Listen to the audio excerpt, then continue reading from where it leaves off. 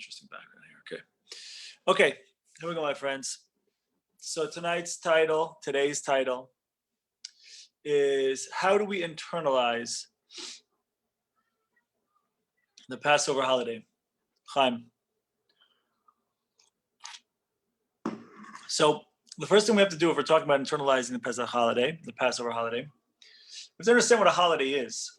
And so anytime I talk about the holidays, I always start with this introduction, which is we have to understand that when Judaism talks about holiday, it's different than when other groups, countries talk about holidays. A lot of times holiday means,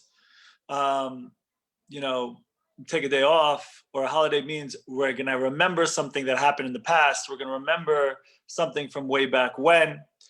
And we have to understand that when it's much better in English, to be honest with you. We call a holiday in Judaism because it's a holy day. A holy day means that there's something real going on. This isn't just a Memorial Day. This isn't a day to just go and be at a sale or whatever. This means that there's something real going on over here, right? So we just came off the holiday of Purim, right? One of the main themes of the holiday of Purim is seeing Hashem in the nitty-gritty, seeing Hashem in the coincidences of life, seeing God, unmasking God as the one who's running the show behind the natural events and the political events of our world.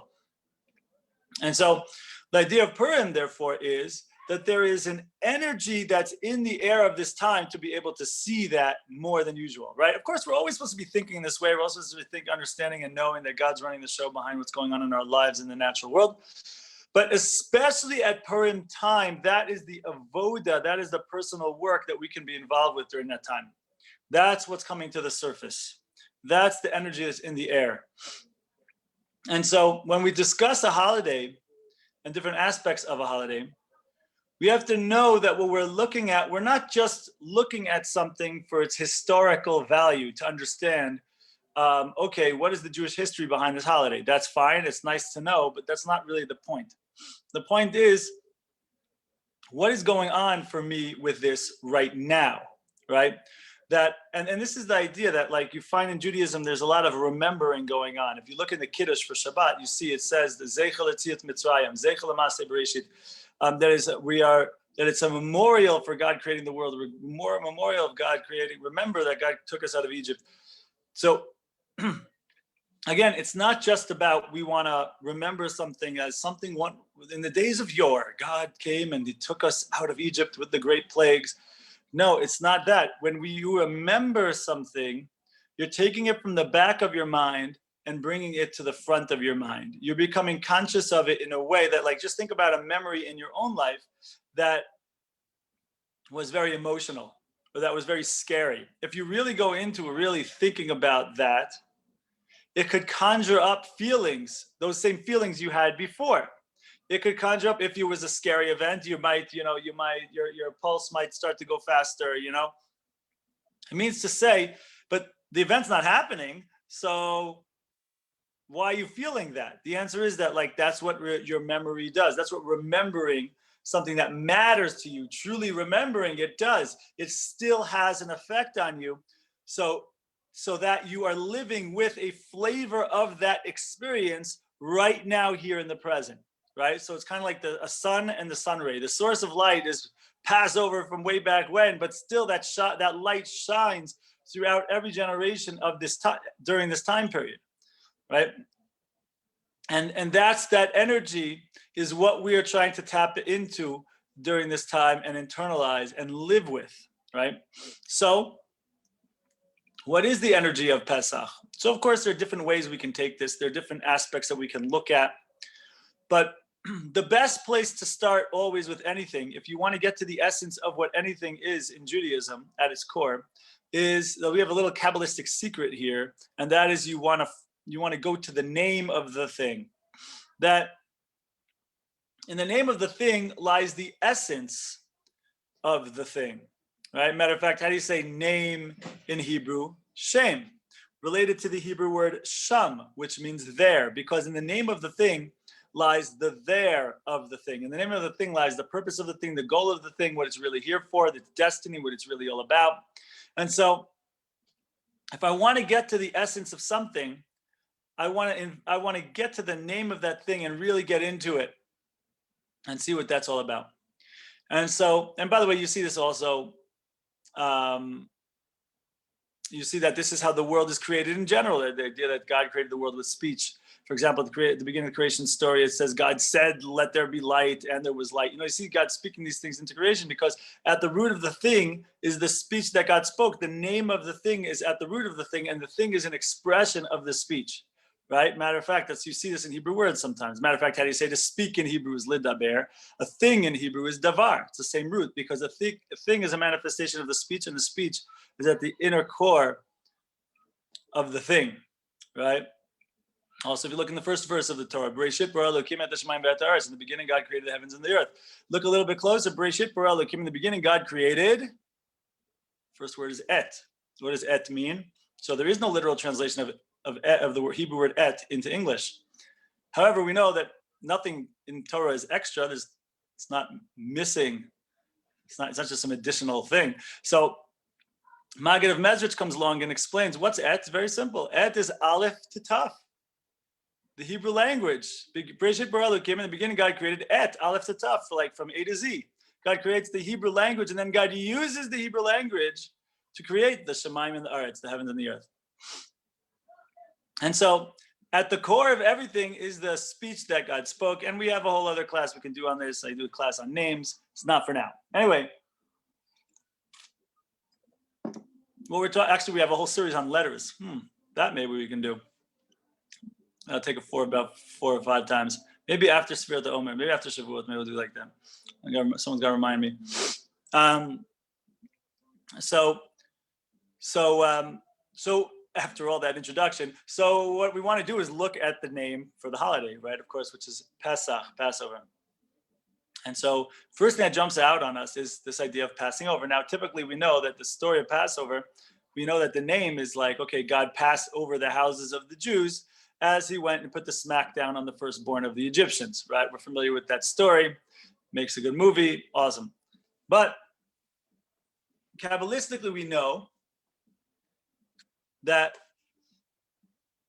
this is really getting into also our personal experience, right? That first and foremost, let's just understand Kabbalistic. And we're going to talk more about this, God willing, as we get closer to Pesach, as we talk about between Passover and Shavuot. We're going to go over this point a bunch of times, that according to Kabbalah, according to Arizal, according to Rashash, we find that what's going on, that Pesach night is a high night, that it's beyond that, like normally you're wherever you are in your relationship with God, that's what you experience. Not on Passover Seder night. The idea is if we're tapped in, so we can get beyond whatever our particular spiritual level is on Passover night. We become free beyond those bounds of wherever we're at for that moment. Now, of course, what ultimately happens is, what goes up must come down, and that's the rest of Sfirat Omer and Shavuot, and then we have to build it back up. And okay, we're going to talk about, God willing, all of this in its proper time.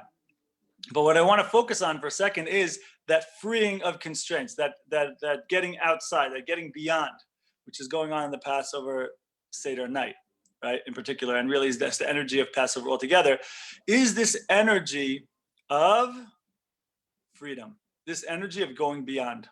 And that's really what this energy of Pesach is. So again, just like the other holidays, like we mentioned before, every holiday has its particular focus, its particular avoda, its particular thing that we can be working on and focusing in on, even though, of course, all of these things are good things and you can do it any time of the year, right? Rosh Hashanah, Yom Kippur, a time of teshuvah, a time of returning to God. You guys, you can return to God today. You don't have to wait to Yom Kippur. But the idea is that the gates are particularly open for teshuvah during the time of Yom Kippur, during the time around that time. And so similarly, a person can quit smoking any time of the year. A good thing to do on any day. But particular during the Passover time, particular during the month of Nisan, the gates, the energy is in the air for that. It's more conducive for that than usual. And that's what we're focusing in on during this time of Passover, during this month of Nisan. You know, the month of Nisan, we see in the word Nisan is from the word is nes, which is a miracle, right? But also in there, right? Miracle means getting beyond the typical constraints, getting beyond what comes natural, right? And that's the idea also where the word for miracle is wrapped up with the word for a challenge in your life, which is a nisayon. Because through the challenge, we get outside of our typical natural constraints, and we get beyond that, we act miraculously, right? And this is why the tzaddik, the righteous person, is the one who's, for them, it's miracles all the time, because they're always looking to be proactive and live beyond what comes natural. You know, the greatest, a rabbi of mine likes to say all the time that the most fundamental desire of a person is the desire for what's familiar, right? That's always going to be the typical standard fallback default position, is that falling into familiarity, right? That's, in many ways, that's our malak. And people a lot of times like to think that what's the issue? That the issue at hand is that it's a fear of change. It's a fear of the unknown. I think it's misunderstood. It's not a fear of the unknown. It's a fear of the death of the known. You hear that idea? Because people are like, okay, I can't be something else, right? But it's not about the something else that you're going to be. It's about leaving behind wherever you're at right now. So anytime you want to make a change, there's a part of you that's trying to hold you back. There's a part of you that's trying to stop you. Why? Because that side of you knows that if you go ahead and make this change, it doesn't exist anymore. It is no longer. It ceases to exist. It's a fear of the death of the known. This is why the Maharal explains, and many other Kabbalists explain, that anytime you want to make a change, it involves a destruction of the level that you were previously at. Right? The Maharal compares this to an egg. How does an egg become a chick? In order for the egg, which is essentially an inanimate object, to ultimately to form a chick, to form a live being, there first needs to be a vacated space within that egg in order to hold that chick, that baby chicken, right? Which means to say that there's a loss of the level that it was previously at, right? Famous example that people bring also is like you plant a seed in the ground before it grows into something. First, there's like that seed has to decay, has to rot to a certain extent. And so similarly, a lot of times what's holding us back is getting stuck in the person that we're at, right? A lot of times what's standing in the way, that on the other side, famous line, on the other side of our fear is our freedom, right? Because we're afraid of losing the status quo. We have a fear that's rooted in familiarity, that if I'm not this, then I don't exist. And so a higher side of us, of course, has to move forward, and instead of keep running from the fear, but turn towards the fear and step into that fear and feel that uncomfortability and keep going anyway, right? And if we start doing this in areas of our life, and we start becoming conscious and going ahead, we start to actually start doing this and enjoying it. You start to actually get very uncomfortable you start becoming very comfortable with being uncomfortable. And that's when you're moving as a human being. That's when you're growing as a human being, right? And so all of this is about freedom and about growth. And what we're looking for in Pesach is this is the all-encompassing freedom. And then, God willing, when it's time for Spirit to Omer, we're going to get more into, okay, how do I plug this general concept of freedom into this particular detail into life, into that particular detail of my characteristics, into this particular, how am I going to be emotionally intelligent even here, which has been a struggle for me. God willing, we'll go through those sfirot, God willing. But when the time comes, it's going to be, God willing, looking forward to it. I remember last year we did something on a little bit of this, and thank God it was very good. So this is the idea. This is the idea of what Pesach is all about, right? It's about, it's from here that growth begins, right? You can hear from what we're saying over here, you can understand that like from here, everything begins. Without this, you're just coasting, you're on status quo, you leave this world the same way you came in, right? If you don't go ahead and do what we're talking about here. But this is how we start growing expanding on ourselves, moving forward. And you see, this is why perhaps you see that this concept of freedom, of personal freedom, national freedom, is at the beginning of the story of the Jewish people. And not, by the way, just the Jewish people, the Jewish nation, and the story of the Jewish people leaving Egypt, but also the Jewish family. Abraham begins this way as well, right? Let's look at the Avram story for a second, right? The first thing that we see in the Torah that God says to Abe is Lech lecha me'artzecha v'moladatecha mibeit avicha. Lech means to go, lecha means to you. God says to Abe, listen, man, you want to be that spiritual searcher, you want to be that searcher for truth, you want to be that person who is on a journey. Lech lecha, if you want to go to you, if you want to go to the reality of who you are, if you want to go to your potential, God says, I got a 3-point plan, prerequisite, in order to go ahead and go on that journey, in order to figure out where that's going to take you. And so God says, that you have to leave from your land, your birthplace, and from your parents' house.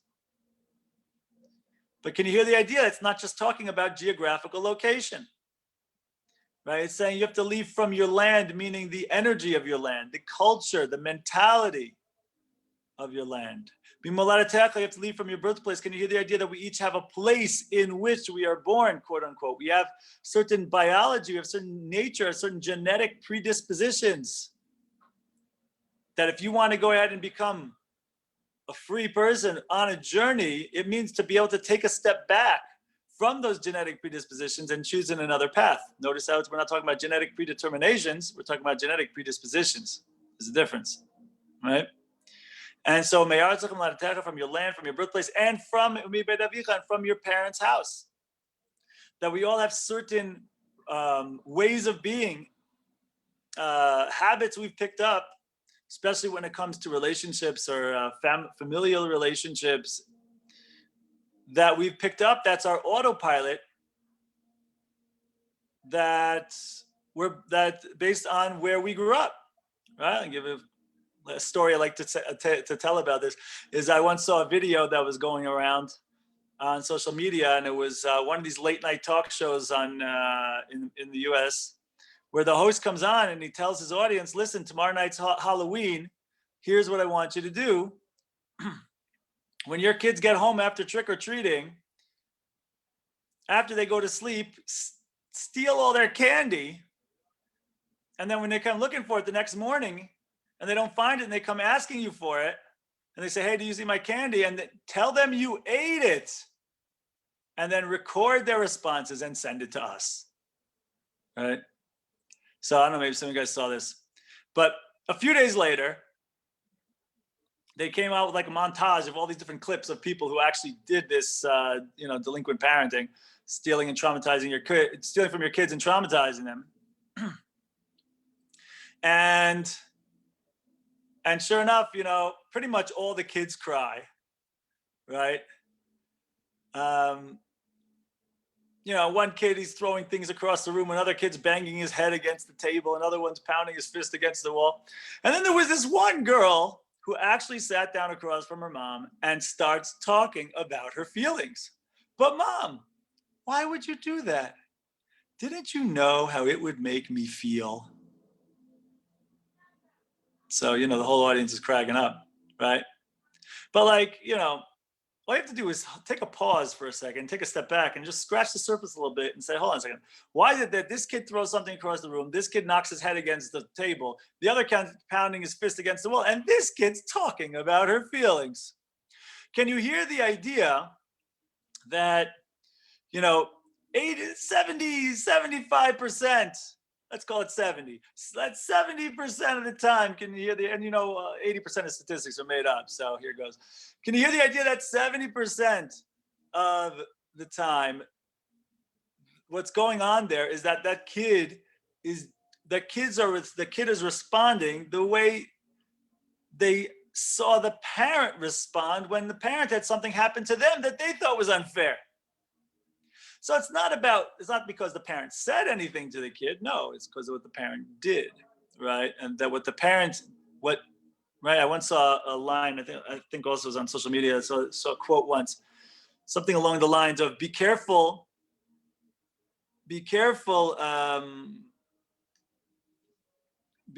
something about be careful who you are, what you say to your kid becomes their inner voice, something along those lines, right? What's going externally from you, for you, it's a branch. It doesn't affect your root, but that is what becomes their root, right? And so this is the idea. God's saying to Abe, basically what God's saying to Abe is nature and nurture, right? If you're took an AP Psych class, you know about that, right? Nature and nurture, except Judaism is saying, and God is saying to Abe, listen, we got nature, we got nurture, but don't think like the psychologists with the degrees who want to, or certainly the extremists of the nature field, the extremists of the nurture, position, who say that like you're locked into your nature, you're locked into your nurture. No, you have those nature, we have nature and you have nurture.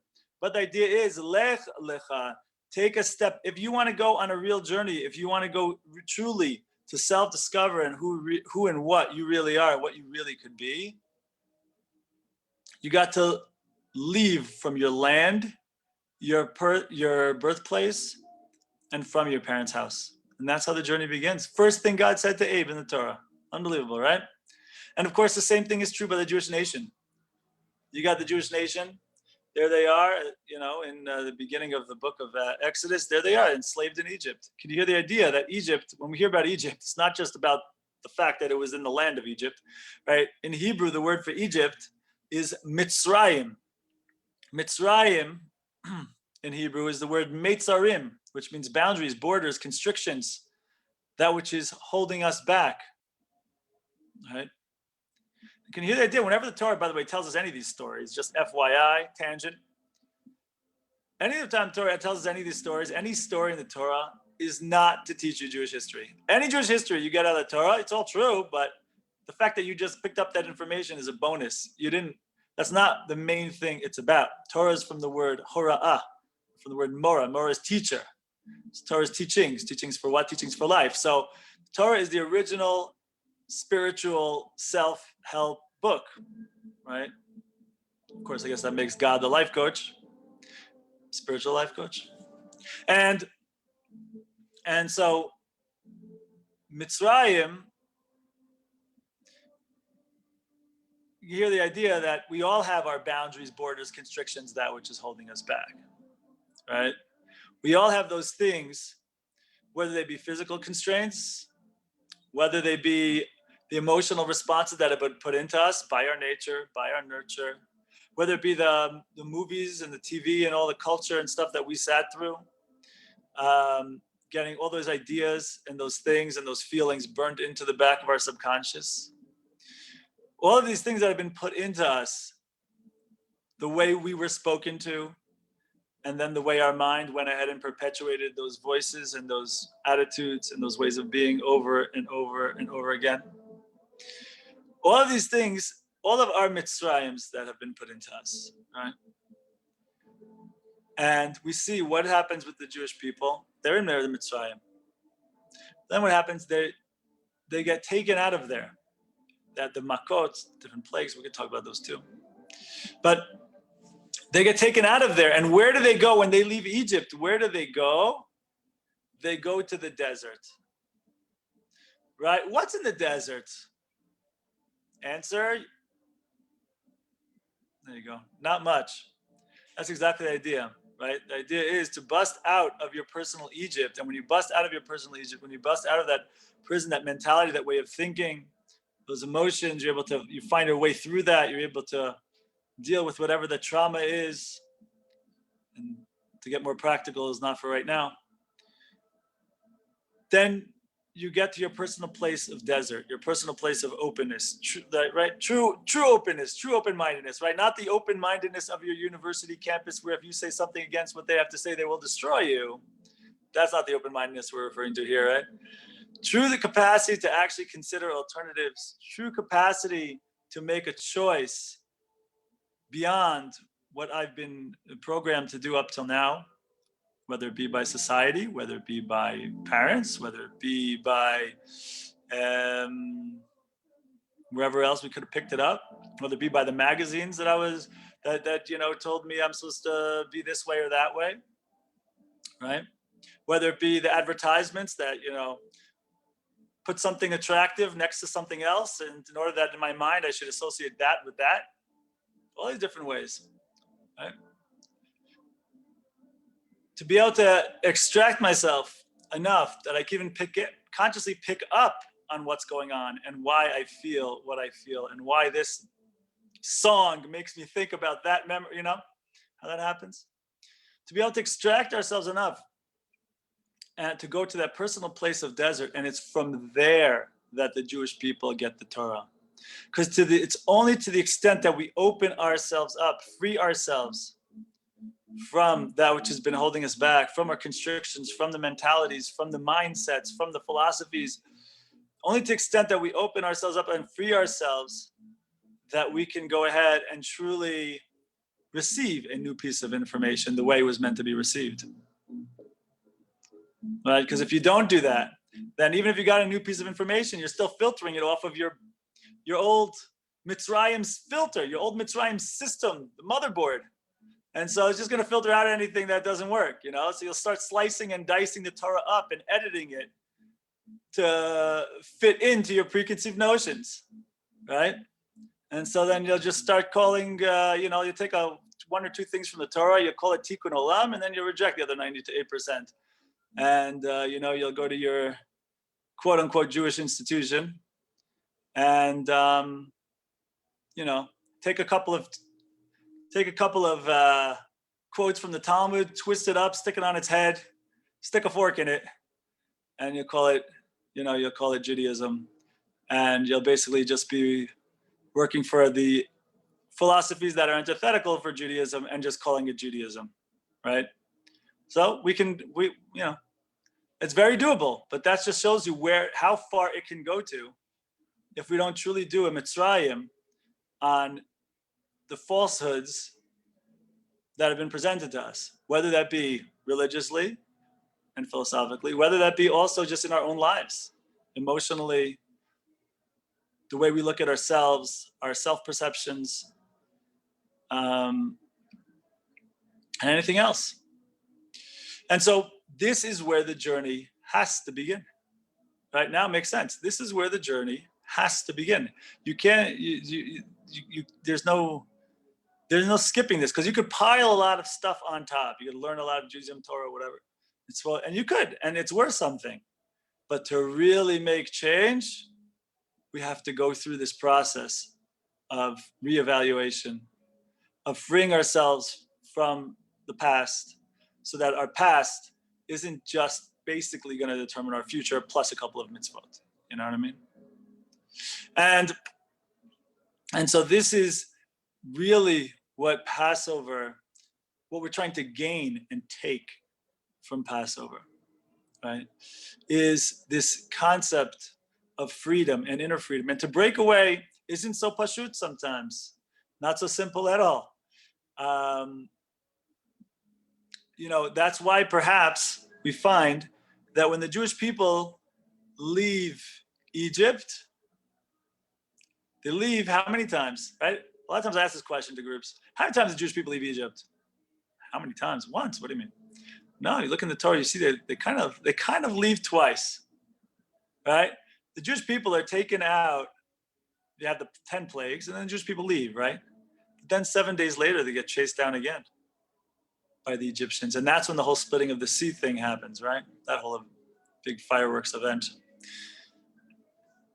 And so again, we said that everything that's going on in the Torah, all these stories, the Jewish history, it's all a message for us in our own lives. It's telling us, it's revealing something to us real about our own lives. So what is it telling us exactly? So one of the great Hasidic masters explains that the reason why the Jewish people get out of Egypt twice is because for any good, strong exile, you need to have two redemptions. Why? Because any good, strong exile has two levels of exile. And what he refers to as exile of body and exile of mind. What do we mean by this? Let me give you an example. Imagine you have a guy happily married, and he's really focused in that what's his goal in this marriage is he wants to have a strong relationship with his wife, strong relationship with kids. And so that's really his primary, that's his focus, that's his home base, that's his priority number one. But then one day, so there he is having, he's having his nice, good relationship, totally focused in on his family. But then what happens? One day he checks his bank account, like, uh-oh, it's getting pretty close to zero. I might actually have to leave this house in order to get a job, in order to make money, in order to bring it back to the house and support our life. So this is stage one exile, my friends. Recognize what he's doing. Nothing wrong with stage one exile. Stage one exile is something that we often have to do, and that's okay. Stage one exile is exile of body. Physically, he leaves the house to achieve something that needs to be achieved in order to bring it back to his home base. So it's an exile of body. Physically, he left home base, his house, but he knows that this is home base. I got to go outside in order to accomplish something, in order to bring it back to home base. Stage one exile. But what happens? Fast forward 3 years down the road. Now we catch up with this guy once again. He walks in. He walks after a long day of work. He walks into his house. He looks around. Nobody's there. He realizes, oh, they're all in the back. They're all in the back doing whatever they're doing. He says, oh, good. Now I can get done here a little bit of what I want to get done. So he busts out his briefcase. He busts out the laptop. He starts, typing away or whatever, and gets involved in some of his work. And in run the kids, and they start jumping on his head and sitting in his lap and everything. And this guy, he's like, oh man, why don't these kids just leave me alone here so I can get done here what I want to get done? See what just happened? Very subtle over time, but somewhere along the line, so easy to make that slip, that this guy got so used to going and in exile of his house and living in exile of his home base, that he made this slip, and he ends up becomes home, and he starts calling home exile and exile home. Did you hear that idea? That's stage two exile of mind. When you lose sight of what's home base in the first place, right? And this happens in so many areas of our life, right? This happens in all sorts of different things that are pulling us away from our purpose, from our point, from who we want to be, from what we want to be, from how we want to be. In life, in our personal lives, in relationships. I'll give you, any addiction, take alcohol, for example, right? Alcohol, right? A person can quit alcohol, but there's two ways to quit alcohol. There's at first, it's like, okay, I got to give this up. So a person gives it up, but then they have a struggle. Then they have a struggle with it, It's hard. They've physically removed the alcohol from them. Instead of taking it and physically consuming it, they've taken and said, I don't want this anymore. And they're going to stay away from certain places that maybe they would have had it, right? If you're a person's a smoker and they want to quit smoking, one of the first steps to do that is to take wherever you keep that pack of cigarettes, move it into another place. If they keep it in the front pocket, so you move it in another pocket. This way, at least you become conscious when you reach for it and you realize it's not there, then already at least that's stage one of like breaking that automatic connection. So anyway, the first thing that happens with the alcoholic, right? A person, stage one of redemption from the alcohol is redemption of body, right? I'm physically not going to drink that alcohol, but still mentally, man, I want that alcohol. You know what I mean? I want that alcohol. So what's redemption? What's stage two of redemption? Redemption of mind. The point where you internalize so much that for me, this is poison. I don't even want it. That's a whole other level, my friends, of redemption. Right? Same thing happens in our relationships as well. Right? Imagine you have a guy and a gal, and they're going out, and at first things are good, but what happens, over time, this argument and another argument, and then sooner or later, you're always arguing. And then you're like, I think it's time we call this quits. So the two of you break up, but then like 7 days later, one of you calls the other. Usually it's the guy calls the girl. Oh, I just wanted to see how you're doing, which by the way is code for I want to see that you're doing poorly so that I can feel better about myself, right? Okay. Don't think I'm giving away much on that one. So, sure enough, of course, you guys start getting back to talking, and it's kind of nice. And start saying, hold on, say, why? This is nice. Why do we break up anyway? We can make this work, and who cares what your mother says anyway? We should do this. Let's get back together. Okay, let's try. Okay, so then they make up. They make up to meet, to have some coffee, whatever. And then the two of them sit down. When the time comes, the two of them meet, and they sit down and they meet. They start talking, and then 10 minutes. And then 10 minutes into it, each one's thinking, now I remember why I broke up with this person. And then they break up for good, right? Because any real exile, any real relationship, or shall I call it an entanglement, you got to break up twice, right? There's the first breakup where you realize that in the physical, which we'll call exile of body, or redemption of body rather. Then there's still that something still there and all that. Then you should bring it. Then the second time already, like, all right, now, right, this isn't right. Okay. So really, all of our Mitzrayims and all of our exiles have these two stages, right? The thing that's the issue, and the mentality that comes along with the thing that's the issue, right? And to be able to break out of it, on both of those levels, right? Which is not so simple, but let's understand at least the landscape here, right? That this is what we're trying to do in our life. If we want to grow, if we want to become free, if we want to be people who are living in accordance with our purpose and with our goal and with truth and what's reality, and not living from a place of familiarity or fear of going on the journey and doing what I know is right. So this is the idea and the message of Pesach that I think we can all take, and the energy, more importantly, the energy of Pesach that we can be looking to internalize into our lives. My friends, questions, thoughts, ideas before we say Laila Tov or good afternoon.